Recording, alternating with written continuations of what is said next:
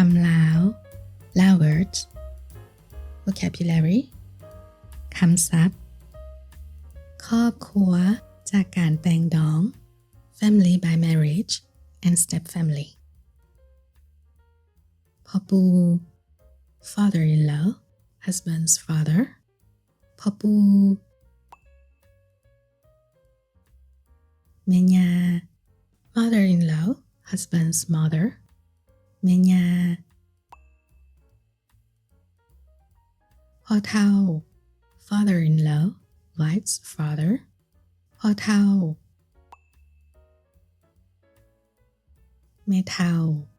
mother-in-law wife's mother แม่เฒ่า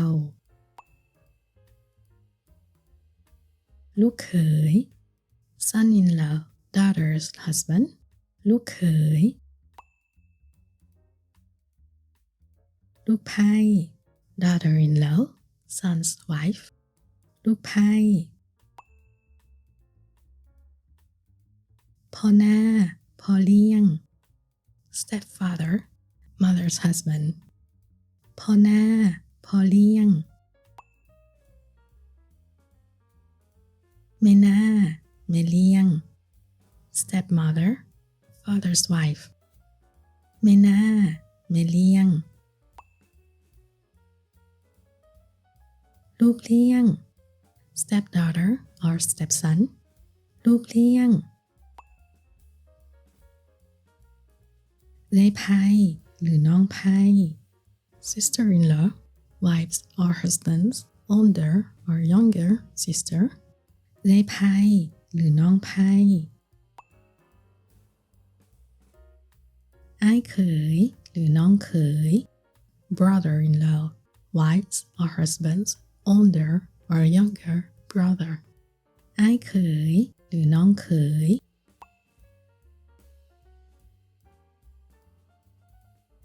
examples ตัวอย่างหลากหลายสัญชาติ the diversity of nationalities สมาชิกครอบครัวของข้อยมาจากหลายๆประเทศ My family members come from many different countries สมาชิกครอบครัวของข้อยมาจากหลายๆประเทศ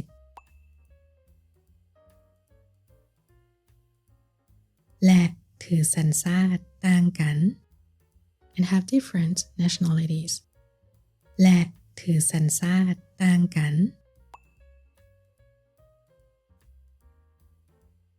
พ่อปู่ของข้อยเป็นคนเวียดนาม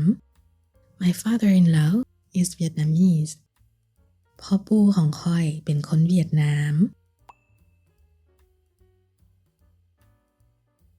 แม่ย่าของข้อยเป็นคนอินโดนีเซีย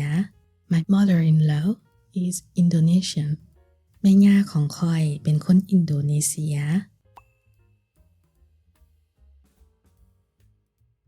พ่อเฒ่าของข้อยเป็นคนสิงคโปร์ My father-in-law is Singaporean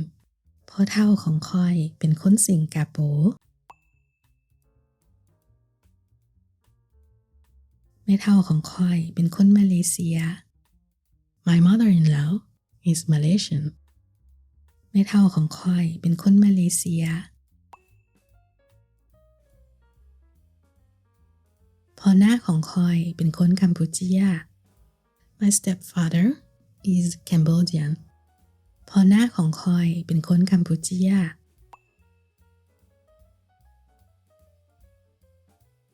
แม่หน้าของข้อยเป็นคนเกาหลี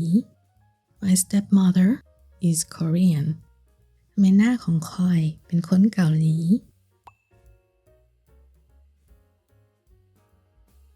ลูกเขยของข้อยเป็นคนไทย My son-in-law is Thai ลูกเขยของข้อยเป็นคนไทย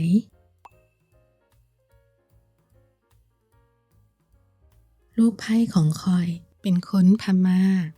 My daughter-in-law is Burmese ลูกไพ่ของข้อยเป็นคนพม่า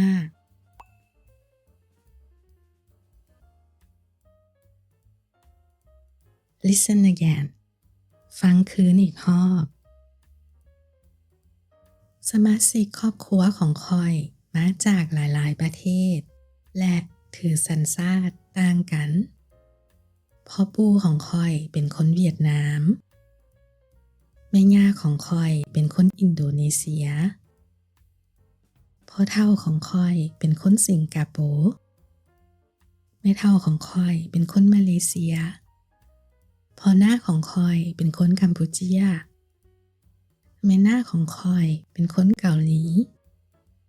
ลูกเขยของค่อยเป็นคนไทยลูกไผ่ของค่อยเป็นคนพม่า